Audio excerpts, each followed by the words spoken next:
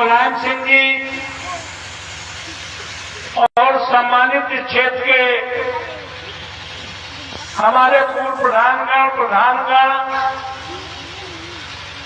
सम्मानित बुजुर्गों, नौजवान दोस्तों, माताओं, बहनों एवं बच्चों, साथियों, सबसे पहले मैं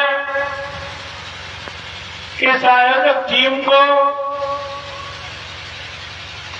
जिन्होंने कार्यक्रमों करके समाजवादी पार्टी के लीडरों को यहां बुलाकर कुछ कहने का अवसर दिया है, उस पूरी आयोजक टीम को मैं ग्राम प्रधान जी को इस मंच की ओर से, सामने बैठे लोगों की ओर से ढेर सारी बधाई देता हूं और साथ ही साथ इस नए वर्ष की भी ढेर सारी बधाई देना चाहता हूं। साथियों, ये कंबल वितरण तो एक बहाना है। इस देश के पहले विद्वान, विश्व के 5वें विद्वान, इस देश के संविधान निर्माता डॉक्टर अम्बेडकर ने कहा था, कब कहा था, क्यों कहा था, क्या कहा था, तब कहा था जब ककरैया के सार्वजनिक तालाब में भी डॉक्टर अम्बेडकर जैसे आदमी को तालाब में प्रवेश करने के लिए महार तालाब का आंदोलन करना पड़ा। इतना छुआछूत था तो उन्हें आंदोलन करना पड़ा। जहां कुत्ता बिल्ली पानी पी सकते थे, घुस सकते थे, नहा सकते थे, लेकिन इंसान उसमें प्रवेश नहीं कर सकता था, इतना छुआछूत था। जब उन्होंने उस शिक्षा प्राप्त करके पूरे देश के पहले विद्वान बने और उन्हें संविधान बनाने का मौका मिला, तो उन्होंने एक वोट देकर, एक वोट किसको देकर, रानी और महारानी के वोट की कीमत बराबर करके धरती में 26 नवंबर 1949 को भारत के प्रथम राष्ट्रपति राजेंद्र प्रसाद को संविधान सौंपकर स्वर्णिम युग की शुरुआत करने का काम किया था। किस युग का शुरुआत करने का काम किया था? स्वर्णिम युग का शुरुआत करने का काम किया था।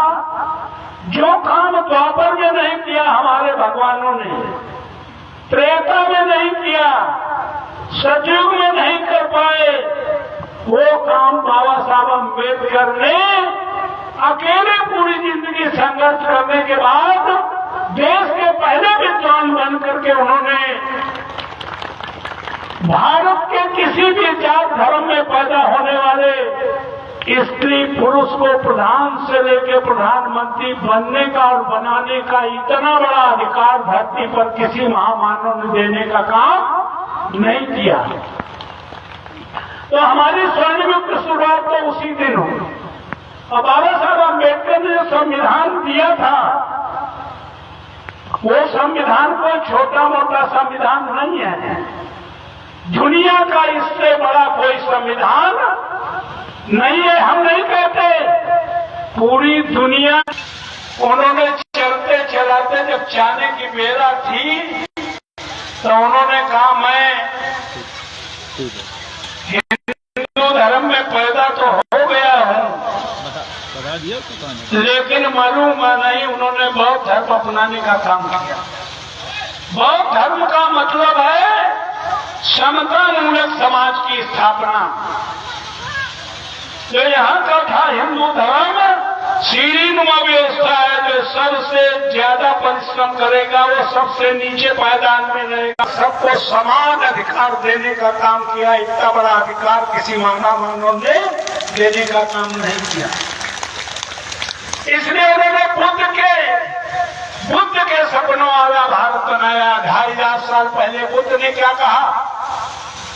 बुद्ध ने कहा सर्वे भव सुखना सर्वे सन्तु निरामया सर्वे भद्राणि पश्यन्तु मा कश्चित् दुःखभाग् भवेत्। सर्वे भवन्तु सुखिना, कौन सुखी रहे? केवल मानव जात ही नहीं, पशु पक्षी नहीं, पेड़ पौधे नहीं, चर आचर गोचर कोई दुखी ना रहे। ये भगवान बुद्ध ने 2500 साल पहले कल्पना की थी। उस कल्पना को साकार करने का काम भारत का संविधान कर रहा है।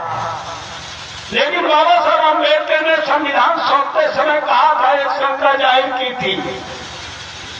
उन्होंने कहा था किसी देश का संविधान कितना अच्छा क्यों न हो, कानून कितना अच्छा क्यों न हो, अगर लागू करने वाले की नीयत नहीं ठीक होगी तो संविधान और कानून बेकार साबित होगा।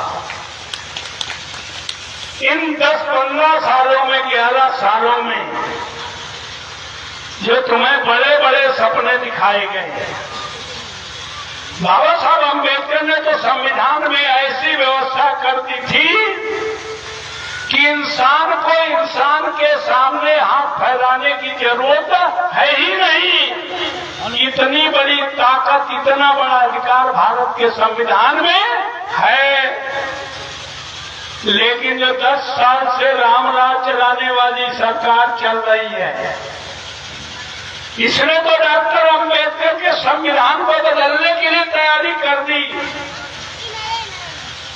और अगर इंडिया गठबंधन 2024 में एकजुट होकर इसको बचाने की मुहिम ना चलाता, ये 400 पार की बात कर रहे थे और तुम्हें बढ़िया बढ़िया सपना दिखा रहे थे, 15 लाख आएंगे सबके खाते में, क्या भाई 2 करोड़ नौकरियां मिलेंगी, किसानों की आय दोगुनी हो जाएगी, महंगाई रुकेगी, महिलाओं में खुशहाली आएगी। इन्होंने पहले नंबर पर अगर घर की माताओं बहनों को जो अपनी शादी में जो भेंट के स्वरूप मुंह दिखाई रुपए मिले थे, जो पोटली में रखे थी, नोटबंदी करके उसको भी निकलवा करके बैंक में डलवाने का काम किया। और पूरे देश के किसानों मजदूरों का पैसा, आपको मालूम हो कि अभी तक तो था कि 4-5 पूंजीपतियों को, अडानी अंबानी जैसे लोगों को, अभी तक तो था कि 16 लाख करोड़ रुपया, यानी पूरे देश का पैसा अडानी अंबानी को सौंपने का काम कर दिया। अब तो रिजल्ट आ रहा है। आज ही मैं सुन रहा था एक टीवी में कि 16 करोड़ तो लोगों का अनुमान था, लेकिन प्राइवेट बैंकों से भी पैसा जो दे दिया है वो लगभग पूंजीपतियों को पूरे देश की पूंजी बैंकें खाली करके सौंपने का काम कर दिया। और आप सब लोग उनको कोरोना में ताली और थाली बजा रहे हैं। क्या कर रहे हैं? हम आज इस बात के लिए कहने आए हैं, ये कम्बल वितरण जो साक्षी जी कर रहे हैं, मुलायम सिंह जी कर रही हैं, इसके लिए तो हमारे ऋषियों ने, संतों ने, मुनियों ने, महापुरुषों ने कहा है। हजरत मोहम्मद साहब ने भी कहा है कि जिन्हें हमने कुछ बख्शा है, जिन्हें हमने इस लायक बनाया है, जिनकी आर्थिक, सामाजिक, शैक्षिक, राजनीतिक हालत बेहतर हुई है, उनसे अपेक्षा की है कि अपने खाने से पहले पड़ोस में झांक कर देखे कहीं पड़ोसी भूखा तो नहीं सो रहा है। वो किनकी जिम्मेदारी है? जिनके पेट भरे ही नहीं है, बखारी में माल और लगा है, उनसे कहा तुम पहले खाओ, तुम्हारा खाना पहले हराम है अगर पड़ोसी भूखा है। तो इसलिए जो कम्बल वितरण है, ये तो ऐसे लोगों के लिए आदेश है, मुलायम सिंह जैसे लोगों से, कि इस कड़कती ठंड में अगर कोई धनाभाव के कारण ठंड में सिकुड़ रहा है, ठंड खाकर कहीं मृत्यु में न चला जाए, तो उनकी जिम्मेदारी है। लोग बाग तो आजकल निकलते हैं सड़कों पर, अगर खुले आसमान में चादर ओढ़े पड़े हैं तो चुपचाप गाड़ियों से ले जाके कंबल ऊपर डालने का काम करते हैं। तो इसलिए मैं कहना चाहता हूं, वो जो संविधान का खतरा था वो टला नहीं है। अगर संविधान के खतरे के बारे में अगर कोई सबसे पहली रैली हुई थी, पीडीए की रैली हुई थी, अगर भी अगर होते तो संविधान बदलने का भी प्रयास करते। तो खतरा टला नहीं है। बाबा साहब से उन्हें इतनी चिढ़ है, इतनी चिढ़ है कि इस देश का गृह मंत्री कहता है पार्लियामेंट में, क्या अम्बेडकर। लेकिन ये 6,743 जातियों बटा समाज है। अगर इसमें भाईचारा ना बना, इनमें समझ ना पैदा हुए, इन्हें अपने वोट की कीमत ना मालूम हुई, ये बटे रहे, ये बिकते रहे काहे में, दारू में, पैसा में, कच्ची दारू कट्टा वोट, पक्की दारू पक्का वोट, मुर्गा दारू घर पर एक वोट, नगद पैसा तो पड़ोसी बहुरियों को वोट। क्यों भाई? अगर डॉक्टर बिक गए, अम्बेडकर बिक गए होते, जब तुम्हें वोट का अधिकार दे रहे थे बाबा साहब, तो उनके सामने कहा गया कि हमने अंग्रेजों से ये सत्ता पाई है, अंग्रेज काबिल थे इसलिए 250 वर्ष राज करने का काम किया। काबिल लोग देश चलावे, काबिल लोग वोट डाले, तो काबिल कौन लोग थे? आप समझ लो। अगर बाबा साहब अम्बेडकर बिक गए हुए तो तुम्हें अब बिकने का मौका नहीं मिलता। तो उन्होंने कहा वोट डालने का अधिकार उनको हो जो बीए पास हो। बाबा साहब ने कहा बहुजन समाज को तो पढ़ने का अधिकार है, नहीं समूची नारी जात को, कोई दलितों की नारी नहीं, पिछड़ों की नारी नहीं, अगड़ों की भी नारियों को इस व्यवस्था में जो ये लाना चाहते हैं सनातन। साहब अम्बेडकर ने अगर अधिकार न दिया होता तो माननीय मुलायम सिंह जी और माननीय अखिलेश यादव कभी प्रदेश के मुख्यमंत्री, तो बाबा साहब से दूसरी शर्त रखी गई कि बीए पास होकर हम जो परिवार उनको हो जिनके पास कम से कम 200 बीघा जमीन हो, यानी जमींदार हो। कितने जमींदार बैठे हैं आज भी बताओ, हाथ ऊंचा करो, कोई है?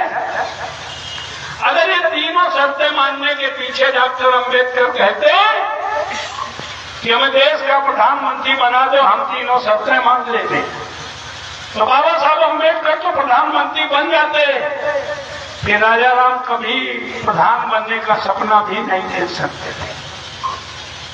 बाबा साहब कहते हमें इतना रुपया दे दो मेरा होता भारत में, जैसे साउथ अफ्रीका में काले लोगों को वोट का अधिकार नहीं था।